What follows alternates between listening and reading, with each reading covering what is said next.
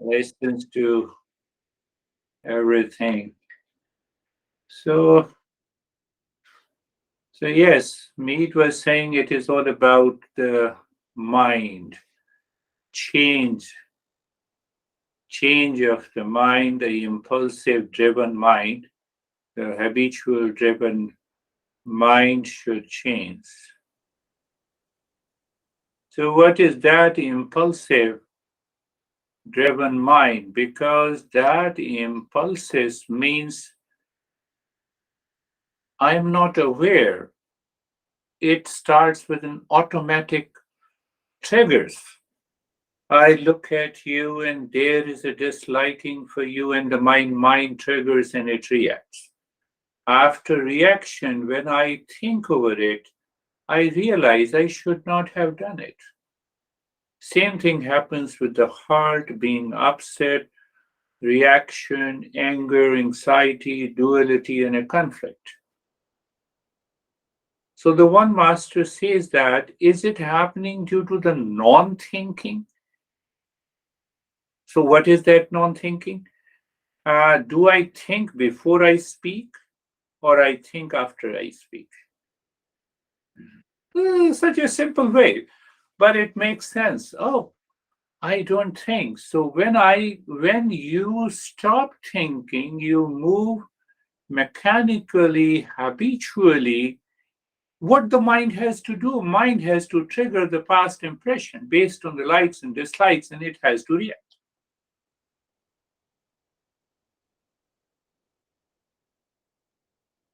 And when that reaction, heart, and anxiety becomes our habit in day to day life, in relations at different times, and that is what we say the mind is suffering from. We are suffering from the stress.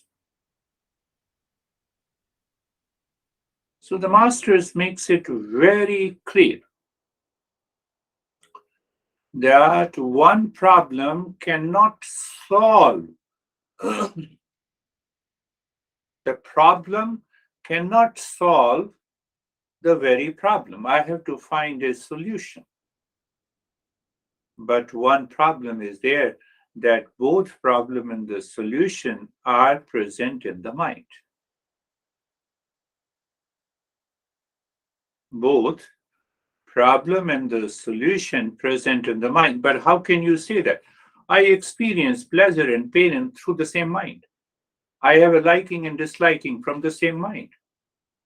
I experience the victory and defeat from the same mind. So that is why I just, through a metaphor, I try to make us understand that that is a mental highway. We have three lanes, and otherwise, you have a highway with the three lanes. The lane number one, unwanted, unwelcome thought enters into the mind. Why unwanted, unwelcome? Because it carries the impression that has been accumulated over the years of living my habitual and impulsive life. So it attracts the corresponding thoughts. That is what is known as unwanted and unwelcome thoughts. For example, you have been insulted or or humiliated by a man with a beard. So now you look at my beard through those impression triggers. It is so natural to understand. Johnny, this is a fact. But this young guy who was hurt and got upset with the three girls, he chose the fourth one without understanding his mind.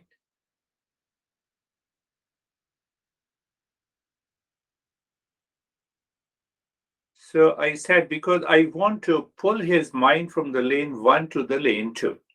So I asked him, can you give me three benefits of getting hurt and upset? And he started laughing. Are you crazy? How can you have any benefit of heart and then why you are heart and crazy? So simple. No, it's not so simple. You are not in love. I said, no, I will never be in love. That hurts and that makes me upset. I love you. I love everyone. That doesn't hurt me.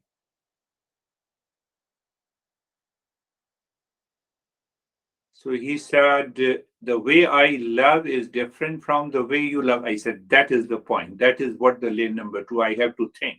I have to make my mind understand that attachment and the love two are different things. In attachment, you have a very higher expectations.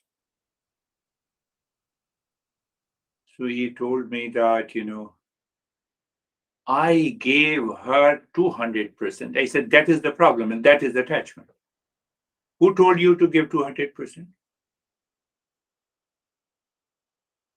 And why you gave 200% to that girl only? It's a thinking. It's you are working through the lane number two. That what I'm going to do, how I'm going to relate to a person, to a situation, to a time, to a particular event. And that makes then you start working on the mind. And when you start working on the mind has to change its behavior, its responses, its life. This is what our master says. I remember Krishna, who is the originator of this entire Eastern wisdom. So a seeker comes, he was totally frustrated, and but he has one point, one thought in the mind. So he told his master, Master, I surrender to you. Means what? I surrender all these unwanted, unwelcome thoughts that are coming to me. Please guide me what is right and good for me. Think of this. He has to fight his enemies. He has to conquer the war. And he said, what is right and good for me? That includes, should I stop the war? Should I stop fighting? That includes everything. I don't have to think, because the way I have been thinking is constantly making me upset, constantly make me suffer.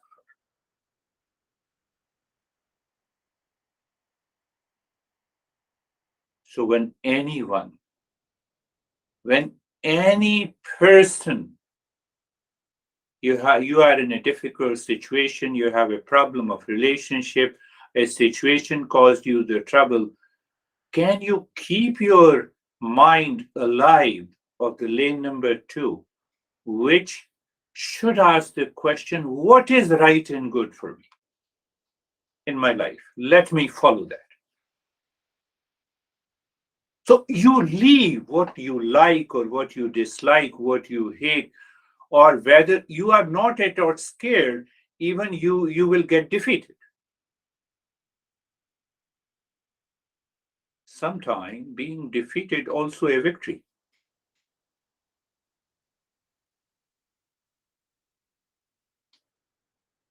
We all love babies, small babies, cubs, cat babies, dog. How lovely, tiger cub. We can take a tiger cub as long as they are cub.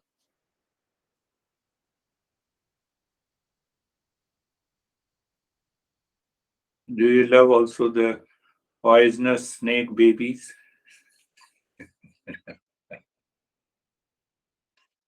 So there, me has started scratching.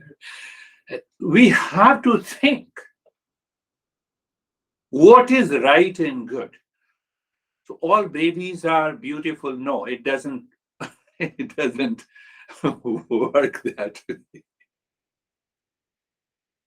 No, I'm just giving.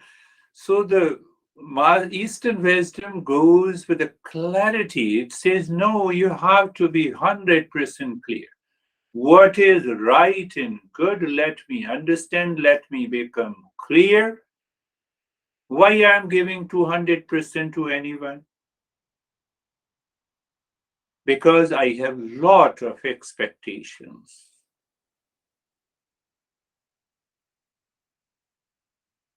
Is the girl asking you to give 200%? No. He told me to no. She didn't ask, but I gave.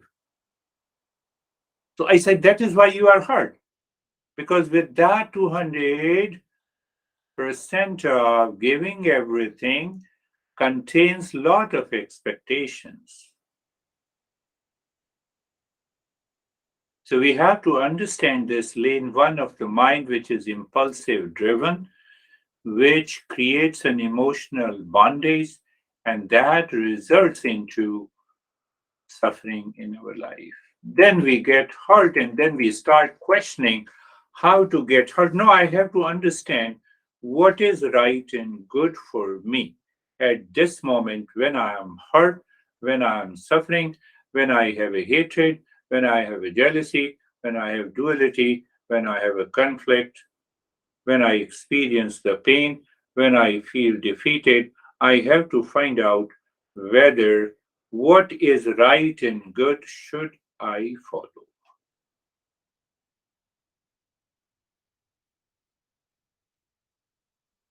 And that's where our master says that understand the mind. The mind is pure and impure.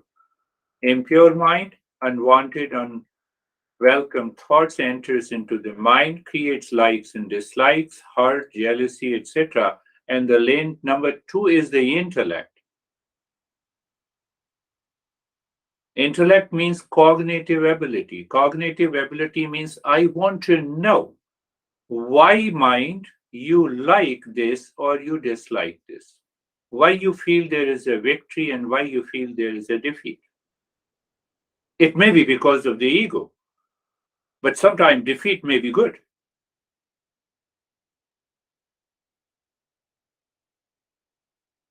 So the master makes it clear, master clarifies that impure mind, which is impulsive driven, which has automatic trigger of those thoughts, always pertaining to the likes and dislikes, hate and reaction, and that is purely irrational. I have to move from irrationality to rationality to find out what is right and good.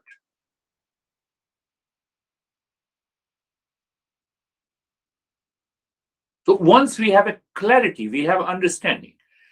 So the master says, this is the impure mind leads me to ignorance. And ignorance causes the suffering. I should know what I am eating. It should not have a poison in it. That's what we are doing. We check, it's organic. Yes, oh, let me have this. But in our relationship, but in different situations, we miss it, we forget it. So that understanding is absent. Why? Because of the impulsive driven mind, because of the emotional driven mind. And that causes the problem. Otherwise, once you have a clarity of understanding, with that understanding, you do the practice, you will discover the life changes. So let's have today, we will have a longer practice. Is it okay? Yes, it is okay. So let us start. We will understand in a very simple way with that understanding, and also the practice. Eyes are closed and make your body comfortable. Make your body comfortable means find out the most comfortable position of the body. So we will learn and practice with the different stages. So if you once you have understood the different stages, you can pick up any one of the stages for your practice, or you already have a recording I'm going to send you so that you can do the whole practice. Whole practice once a day, and any of the stages you can do during the day to check, to return to the mind that is sane, that contains an emotional freedom, poise, and the peace. Eyes are closed. Adjust and align your body so that it is comfortable. It is. So, how do you understand it is comfortable? The lane one, I told you, the impulsive driven mind is not causing any, not, not, not bringing an experience of discomfort, unease in the body. Body doesn't experience that it is uncomfortable, it is the mind. So you say, okay, mind, let me adjust and align my body and let me be comfortable. So at the first instant, it is the stage one. We will follow the three steps: being comfortable, being carefree, and being casual. Being casual means natural. It is a passive. You can say it is a passive step. Passive steps means you are more focused on the understanding, knowledge. Being comfortable. So we are aware that all unwanted, unwelcome thoughts supported by the feeling causes me uncomfortable. So I will move in a different way what is right and good. So now look at it, you move the mind, or you look, or you feel the neck joint.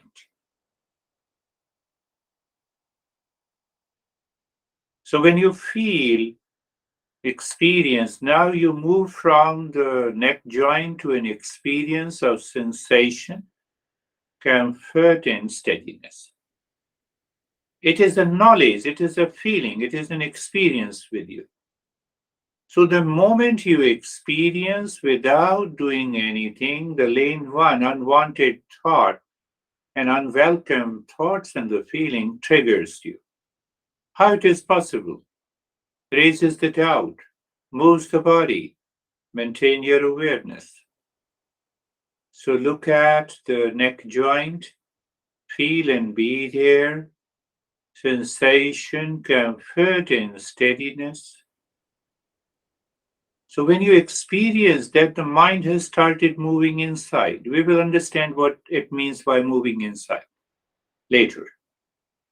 So in that moving inside, what is after sensation, comfort, and steadiness? There is nothing but the space, emptiness, blankness.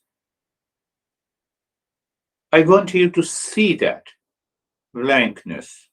I want you to see and feel that space. Why? That is the way to change the lane. Be very clear. Move the mind on the shoulder joints, so it's a purely a physical. The mind is aware of the shoulder joints. Be there. So in that state of comfort, when you are there, you experience the sensation, comfort, and steadiness. And after that, you are aware of the space or a blankness, emptiness. That is so simple. Aware of the hip joint, be there, feel. Sensation, comfort, and steadiness.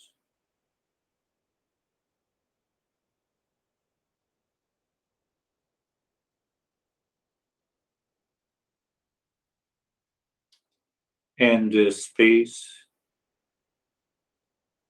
So you discover that in spite of unwanted, unwelcome thoughts, the space is available in the mind. So when the unwanted, impulsive, driven thoughts and the feeling dictates over the mind, we forget the wisdom, and that forgetfulness is ignorance.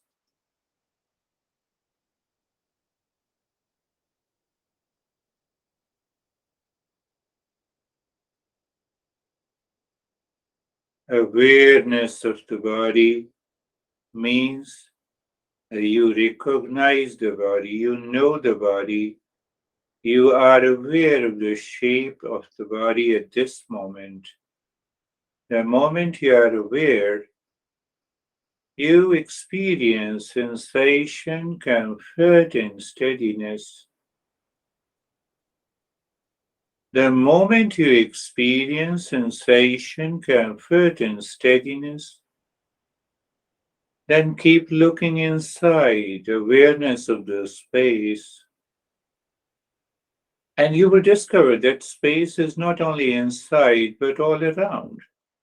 And the moment you are aware of the space all around, or blankness or emptiness all around, you have already made the mind to jump from the lane one to the lane two. You need not to worry about after that.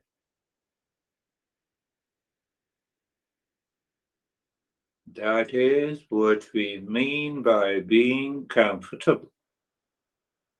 We are working on the stage one. Being carefree, unwanted thought enters into the mind. Unwelcome. What should I do? Do nothing. Again, remember, you know unwanted thoughts and the feeling are a problem, so don't fight with the problem. What should I do? No, do nothing. Just be watchful, observe. The way you watch the storm through your windows outside, you do not go outside. So that watching means awareness. That awareness is the lane two, and the lane one has a storm. Let me make it clear again. Any thought, any feeling comes, that is, so it means there is a traffic jam in the lane one. So you have slipped into the lane two. Both are moving together. You know, you are aware of the thoughts coming and going, let them come and go. But you are free, you are watching, you are an observer, you are a knower of what is happening in the lane one. You don't do the misadventure of stepping into the lane one, and that is enough. That is enough. So that is the meaning that you have divided. You have divided into two. One is the knower, and other is the known. What is known? Lane number one.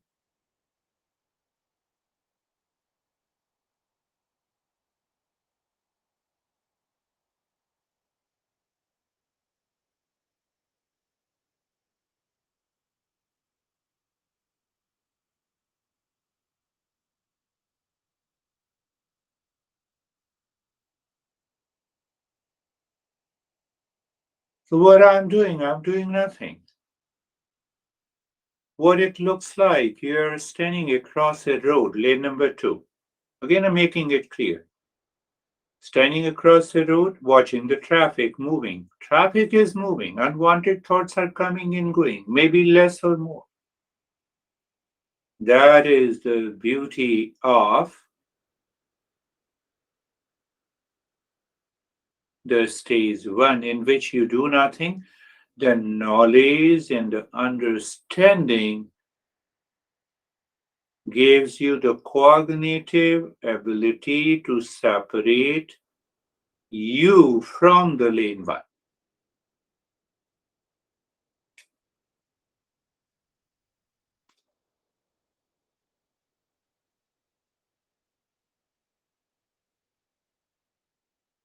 Now see what happens. That's what I explained, the three lanes. So when you are standing across a road or you are walking on the pavement and the traffic is moving, you feel the calmness. You have no worries, you have no fears. That is what happens without fighting and reacting to the unwanted thought and the feeling and the fear. You are a knower, a seer of the lane one that brings into the lane three. Where is lane three? Calmness and peace, which is already present. Again, I'm telling you, so simple. Understanding is very important. You're walking on the along the side of the road and the traffic is moving. That is lane one, traffic is moving. You're walking, but you are walking with a freedom, not with the fear. You have chosen what is right and good, and that helps you to jump onto the lane three naturally. Remember this.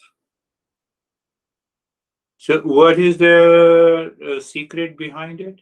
You have separated yourself. You don't claim that you are the impulsive driven mind. That is the key. When all the time, in any situation, in any event, in any relationship, you look, you feel, you are aware. And that is what is being casual and natural. That is the lane three. When we started talking, we all were naturally casual. I was speaking, you were listening, so natural.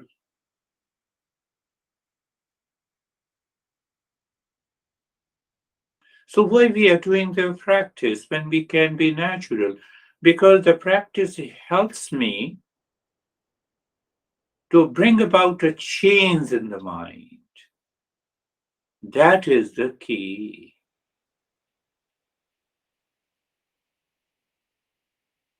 So this is what the stage number one, in which you do nothing.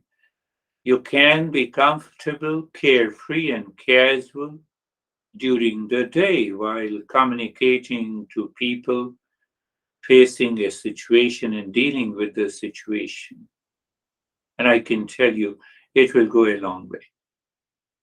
Well, if we cannot do, or we should always follow it, so then there is other way, little I can say a semi-active way. What is semi-active? You have a hatred and jealousy and anguishness against someone. So don't start focusing on that person, on that situation. You remain in the lane one, two. Because if you focus on that person with the hatred and jealousy and duality and a conflict, you have already jumped onto the lane one. There is no solution. That is what we discussed. So, what should we do? We should stick to the lane two, but the mind jumps to the lane one. No, it will not jump. And there the role of the mantra comes. Mantra contains the knowledge and understanding. That is what we have been doing for a couple of sessions. So we will. So what you do the moment any thought comes, which is unwanted, unwelcome, or it does not, you keep on saying this mantra with the meaning, with the knowledge. What it means, you keep on thinking totally in another direction. Your focus is not on a person or a situation. That is the stage two. Sarve bhavantu sukhinaha.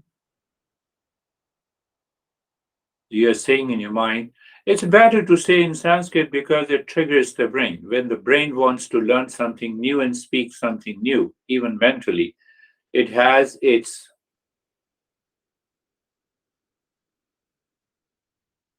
It creates, the science says the neurons, new set of neurons. Sarve bhavantu sukhinah. Sarve bhavantu sukhinah. Meaning, let there be happiness for all.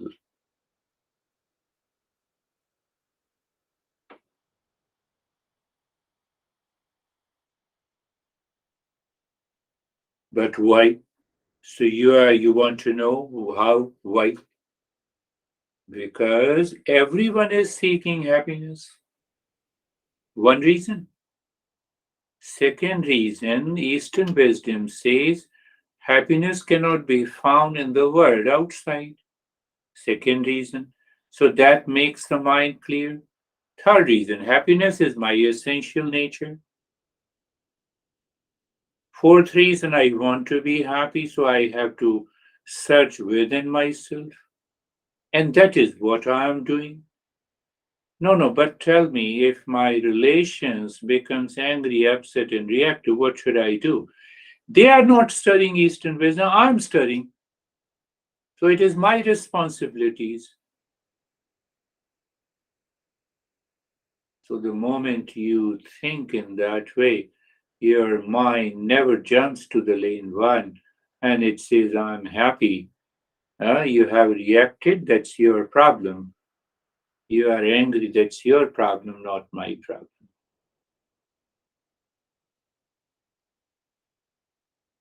That is the message of the mantra. So we are still in the stage two, the second line of the mantra.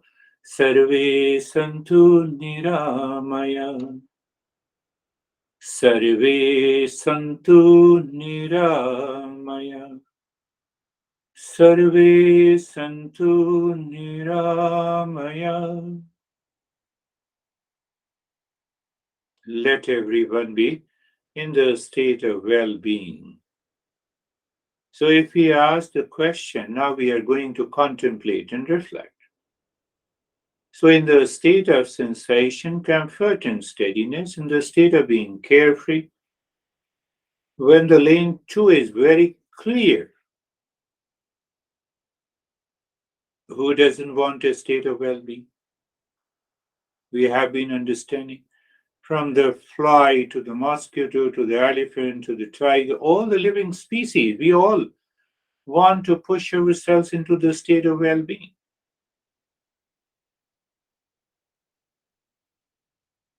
But where it lies within me.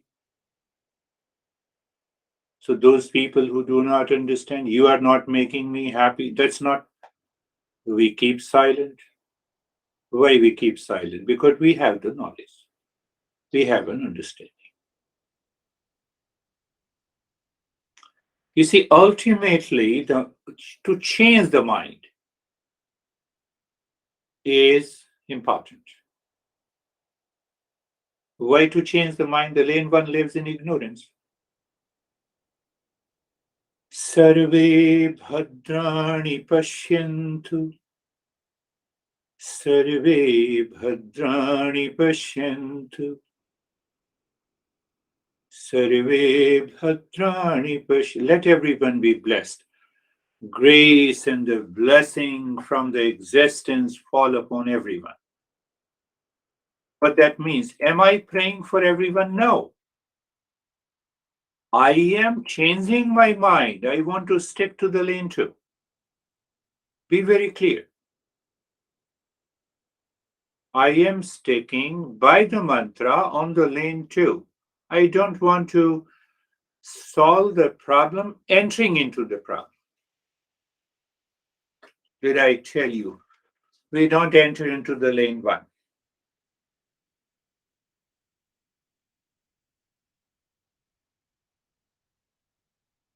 Did my mind tell me that you are or someone is crazy? If the mind has told me, it means that mind is the lane one.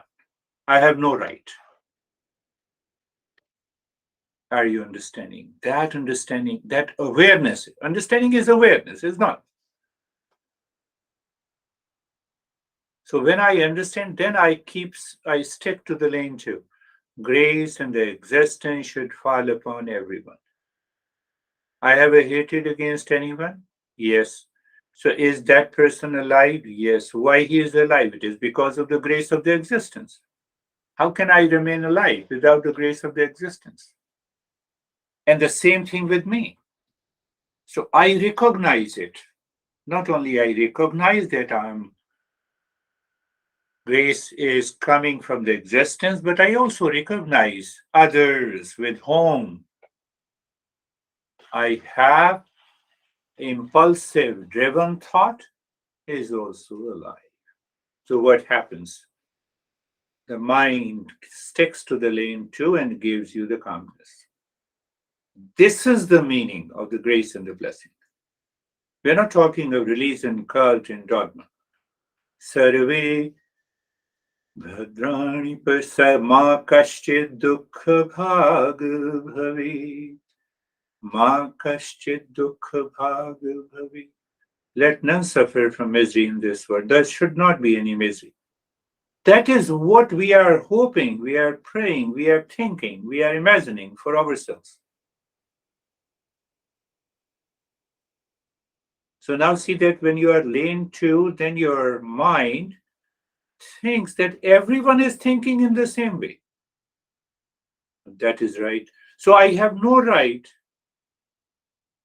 to jump into the lane one. So you have separated completely yourself from the lane one. You are free from there. And that freedom is emotional freedom. Om Shanti. Om Shanti means I'm the peace. Om Shanti, Shanti, Shanti. So this is where is the second stage. So in which we are using the mantra. In the first stage, we just use our cognitive ability, a paradigm shift. Second stage of the mantra is also a paradigm shift. What is paradigm? The way I think and speak and act in my life.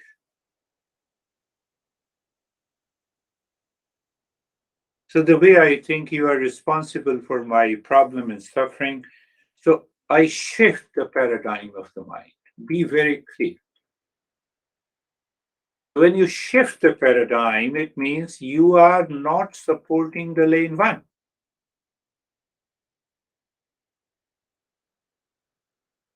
That is what we did in the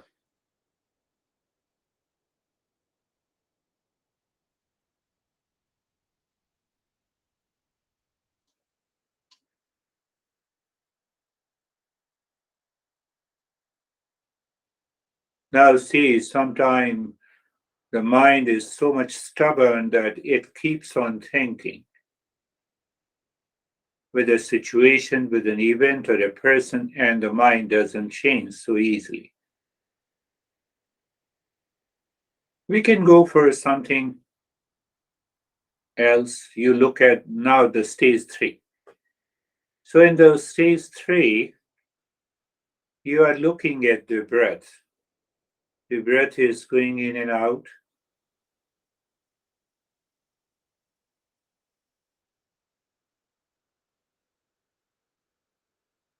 So we have to engage the mind with the breath, with the body movement, so that it goes too far from the lane one. How to engage it? You inhale little deeper and expand your belly. And then you exhale deeper, you squeeze your belly. So means what? You should feel the sensation of expansion and the squeezing of the belly with inhalation and exhalation, but do it calmly. Do not allow the mind to react. Do it as slow as possible.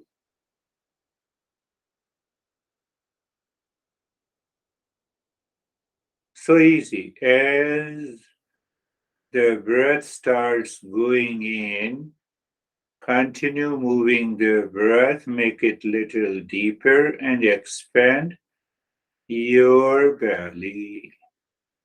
In the moment the breath starts coming out, you start squeezing consciously the belly. What I said, you are relating, you are uniting, you are integrating, you are syncing the mind, the belly movement, and the breath. I believe you got it.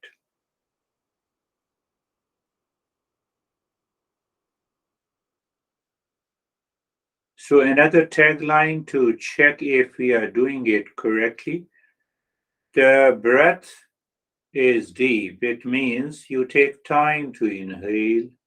It is silent. You don't make a noise. It means you're not breathing haphazardly and your mind is not reacting. So it is deep and silent. And it is also slow. Why it is slow? It will help you raise your awareness, or what you say, the cognitive ability will be at a higher level. You are aware and attentive much more than usual. That is the trick with the breathing.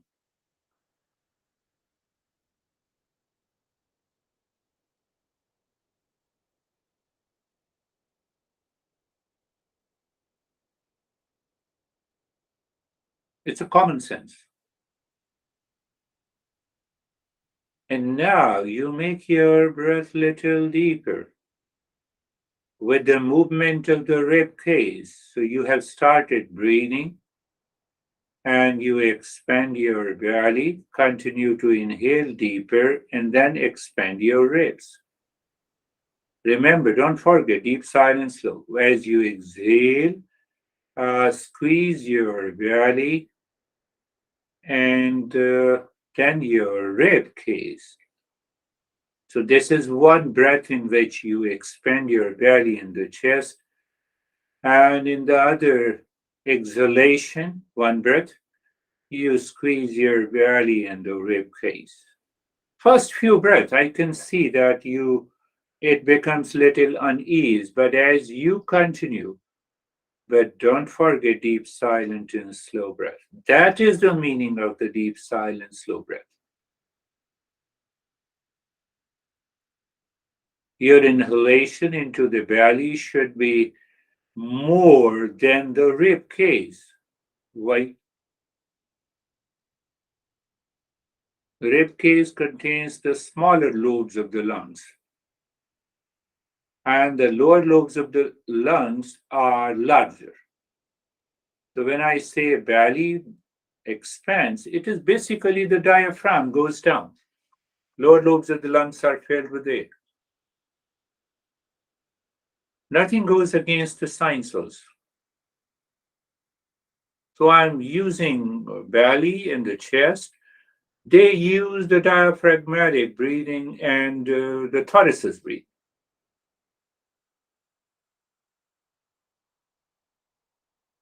But tagline deep, silent, slow. You're not in a hurry.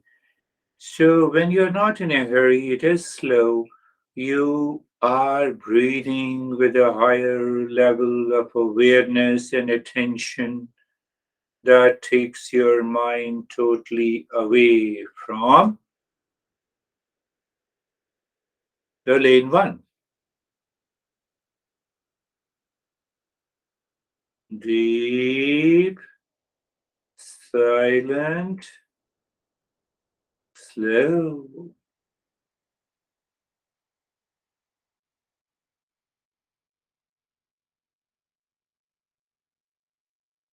You will experience sensation, relaxation, and stillness in the body. There may be a variety of sensations that enters into the body. It may be tingling or numbness or heaviness.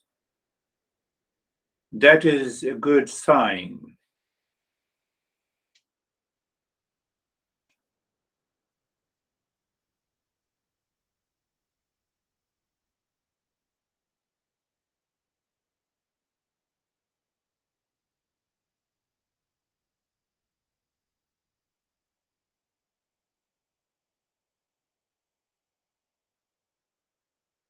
continue.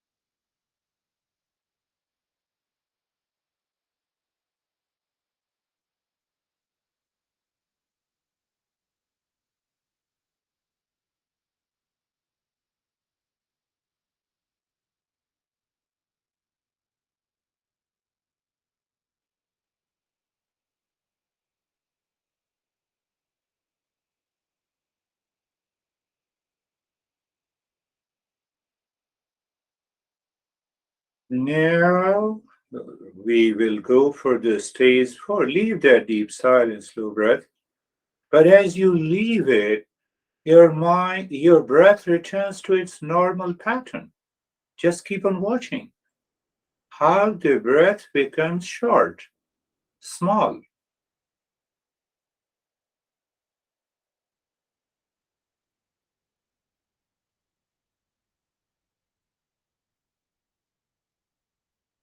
So the stage 4 is again almost a state of doing nothing. First, you know the breath is going in and out.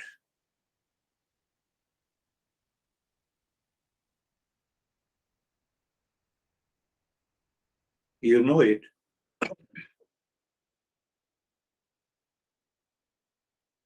And you also know when the breath goes in and comes out, you have some sensation inside the nose.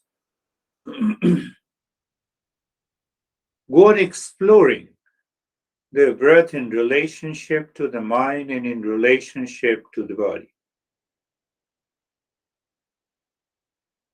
Now, when the breath goes, either your rib cage or the belly goes up or down, or the breath returns, the belly and the chest, there is some movement. Become aware of that movement.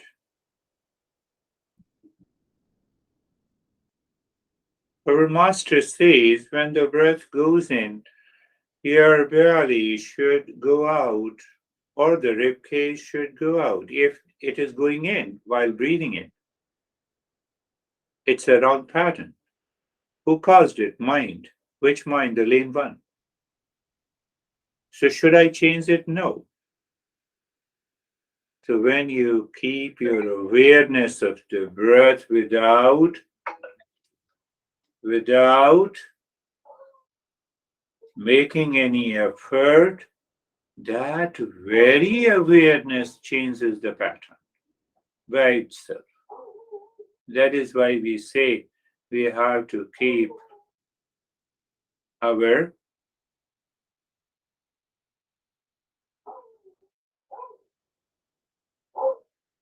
That's why the Buddha spoke about the breath mindfulness. That is the fourth stage. But to reach to that the fourth stage, if we follow the first three, it helps us to reach to the.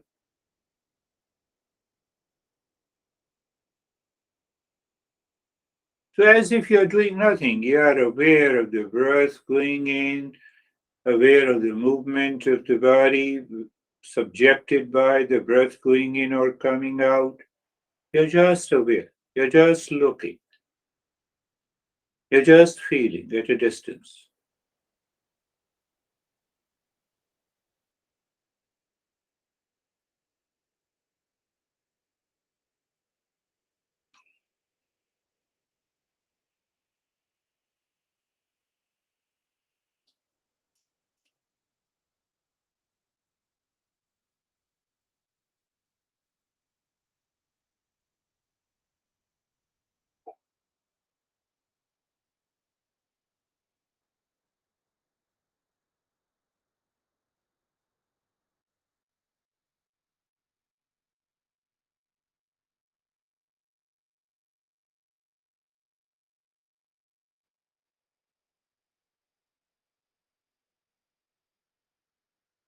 Shanti,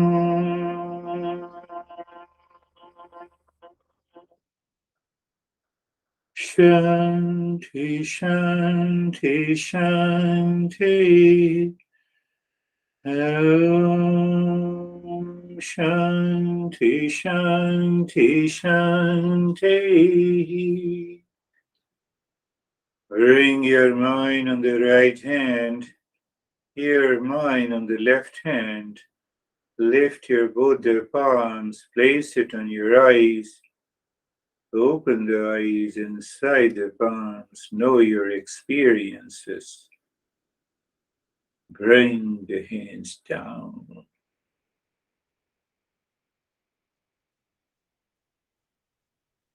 How are you, John? Hey, Girish, I'm fine.